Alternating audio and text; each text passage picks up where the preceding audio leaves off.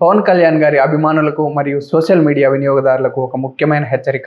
Andhra Pradesh deputy CM మరియు నటుడు పవన్ కళ్యాణ్ గారి పర్సనాలిటీ రైట్స్ కాపాడాలని ఢిల్లీ హైకోర్టు మధ్యంతర ఉత్తర్వులు జారీ చేసింది. ఈ ఉత్తర్వుల ప్రకారం పవన్ కళ్యాణ్ గారి అనుమతి లేకుండా ఆయన పేరు, ఫోటో, వాయిస్ లేదా వ్యక్తిత్వాన్ని వాణిజ్యపరంగా వాడుకోవడం చట్టరీత్యా నేరం. ముఖ్యంగా ఏఐ, డీప్ ఫేక్ లేదా డిజిటల్ ఎడిటింగ్ ద్వారా ఆయన్ను పోలిన కంటెంట్ సృష్టించి లాభపడకూడదని జస్టిస్ మన్మిత్ ప్రీతం సింగ్ అరోరా స్పష్టం చేశారు. సోషల్ మీడియాలో పవన్ కళ్యాణ్ గారి ఫ్యాన్ పేజీలు నడిపేవారు తమ ప్రొఫైల్లో ఇది ఫ్యాన్ అకౌంట్ అని తప్పనిసరిగా డిస్క్లైమర్ చేర్చాలి.